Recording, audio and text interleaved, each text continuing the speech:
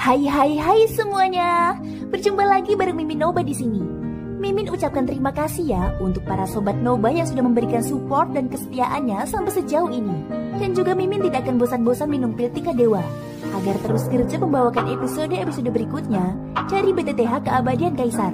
Pokoknya jangan bosan-bosan untuk terus mengikuti kelanjutannya. Kalau tidak, Mimin akan membuat kalian tidak bisa tertawa atau menangis. Let's go, mari kita masuk ke dalam ilusi seni radionya.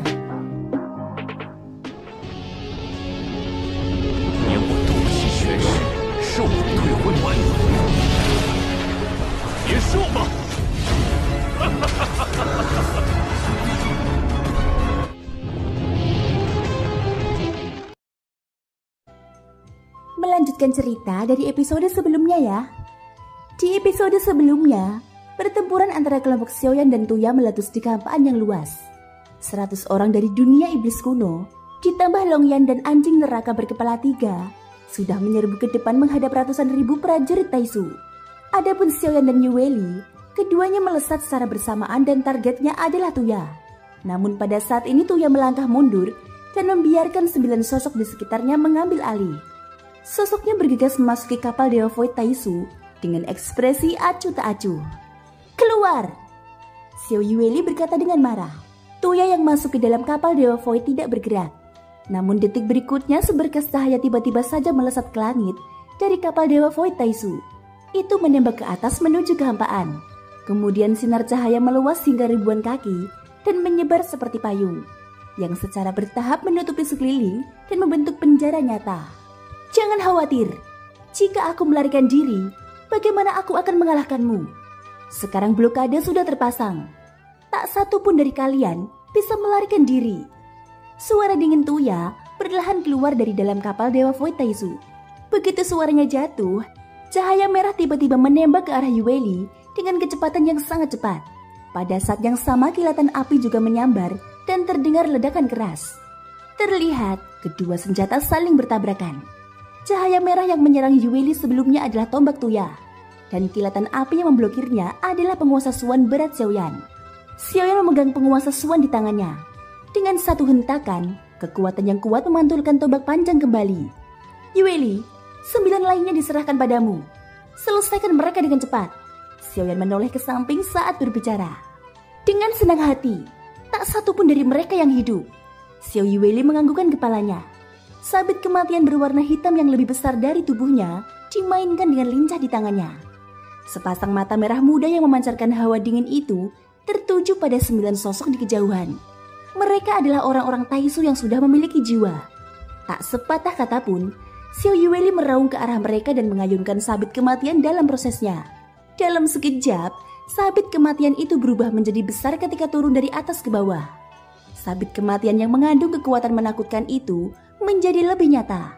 9 sosok itu juga tidak berani ceroboh. Seluruh tubuh mereka langsung ditutupi dengan armor dewa palsu. Pada saat yang sama masing-masing di tangan mereka mengeluarkan pedang void pemburu jiwa. Jelas sekali senjata ini diproduksi secara massal oleh Taisu dan banyak digunakan ke dalam pertempuran. Senjata ini memang cocok untuk sekarang. Taisu membunuh sejumlah besar makhluk sensi. Mereka tidak hanya membunuh seorang pembudidaya, tetapi bahkan manusia biasa sekalipun. Setelah membunuh, akan ada jiwa yang tertinggal. Dan jiwa-jiwa ini bisa dikorbankan untuk menyempurnakan pedang void pemburu jiwa. Semakin banyak jiwa yang terserap, maka kekuatan pedang ini akan semakin kuat. Sekarang 9 pedang void pemburu jiwa muncul di saat yang bersamaan. Saat mengaum, jeritan jiwa-jiwa tak berdosa datang dari pedang. Tidak tahu berapa banyak jiwa yang dikorbankan dalam pedang ini. Untuk Xiao Yueli, melihat senjata seperti itu hanya akan membuatnya semakin marah. Kamu semua layak mati. Wajah Xiao Yueli dipenuhi kebencian. Kecepatan serangannya meningkat drastis. Sabit kematian di tangannya diayunkan secara fleksibel. Setiap tebasannya akan mengguncang beberapa orang dan menyusul tebasan berikutnya. Hanya dalam waktu singkat, sudah 4 dari mereka dirugikan dan terus mundur. Bahkan semua pedang void pemburu jiwa langsung diguncang dengan satu sebuah sabit kematian. Xiao Yueli sangat brutal. Dia terus membobardir mereka tanpa memberi peluang apapun. Setelah terkena tebasan sabit kematian, armor dewa palsu di tubuh beberapa orang itu mengeluarkan suara pecah. Bahkan ada yang ususnya terbuka dan perutnya robek. Kekuatan sejati dari 9 sosok ini berada di level keabadian kaisar. Jika bukan karena perlindungan tubuh armor dewa palsu, serta dukungan dari pedang void pemburu jiwa, mereka pasti sudah lama dihancurkan menjadi berkeping-keping oleh Xiao Yueli. Pada saat yang sama, sosok Tuya saat ini berhadapan dengan Xiaoyan. Telapak tangannya terentang dan berubah menjadi cakar hitam setinggi 100 kaki.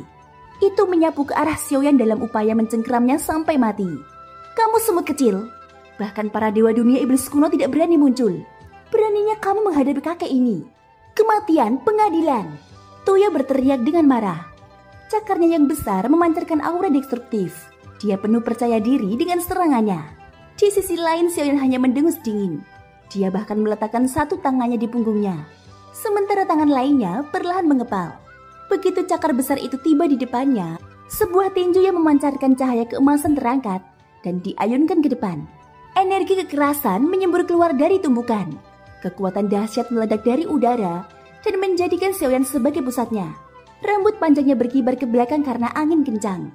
Namun tak sedikit pun dari energi kekerasan itu bisa melukainya. Setelah beberapa saat, cakar merah itu meleleh sebelum hancur menjadi serpihan yang tak terhitung jumlahnya. Oh, kamu sebenarnya bisa mengambil cakar Dewa Void milik kakekmu. Semut sepertimu juga memiliki beberapa kemampuan. Namun ini bagus. Setidaknya buat aku sedikit bersemangat. Kalau tidak, akan sangat membosankan jika kamu mati terlalu cepat. Tuya mencibir saat menatap Xiaoyan di depannya. Meskipun pertukaran pertama dapat diselesaikan dengan mudah oleh Xiaoyan, tidak ada tanda-tanda keterkejutan di matanya. Seolah-olah dia sudah menduga hal ini. Setelah menghancurkan cakar Dewa Void, Xiaoyan mengulurkan tangannya dan penguasa Suan berat muncul di tangannya. Xiaoyan menyeret penguasa Suan berat dengan satu tangan. Dia memandang Tuya dengan acuh tak acuh. Masih belum ditentukan siapa yang menjadi cucu dan siapa yang menjadi kakek. Bahkan anjingku tidak menggonggong sekeras mulutmu. Xiaoyan menoleh dan melihat ke arah anjing neraka berkepala 3. Yang terakhir berteriak beberapa kali sebagai responnya terhadap Xiaoyan.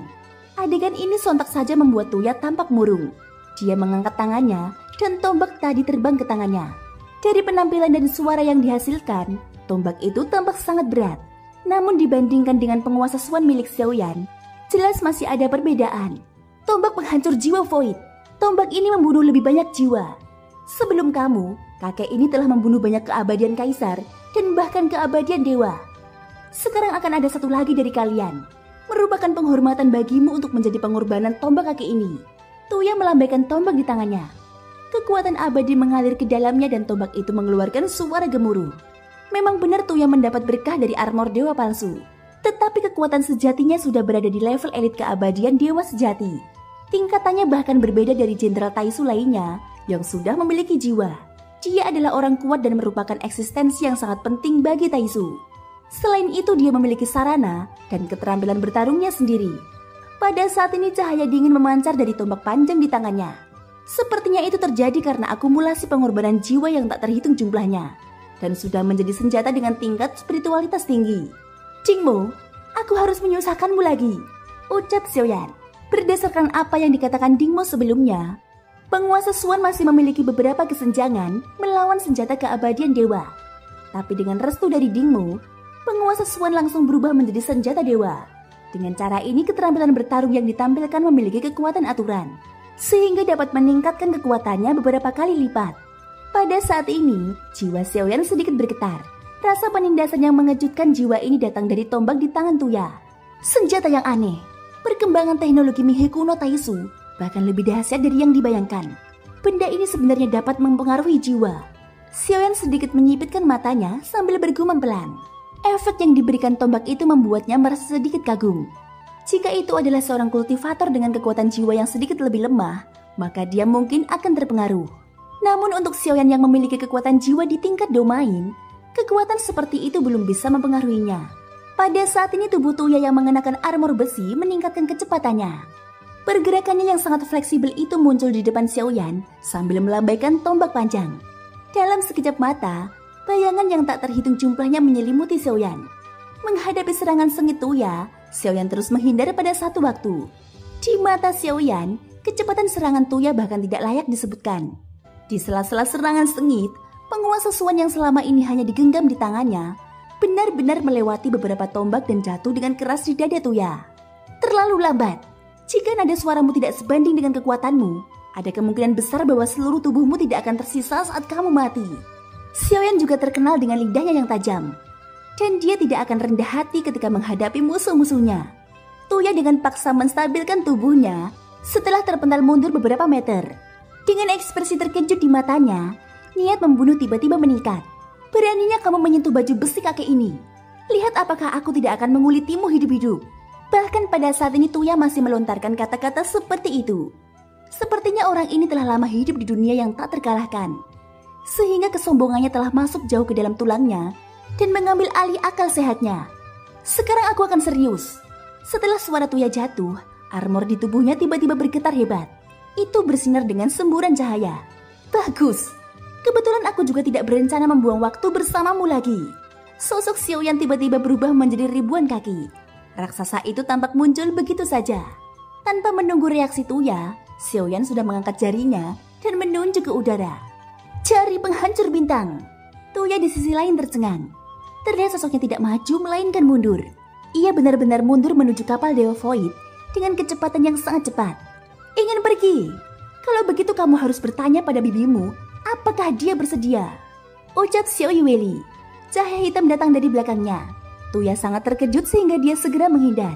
Dia membalikkan tubuhnya hanya untuk melihat bahwa Xiao Yueli sudah membawa sabit kematian. Jelas Yueli sudah menduga hal ini dan dia akan menghalanginya untuk melarikan diri.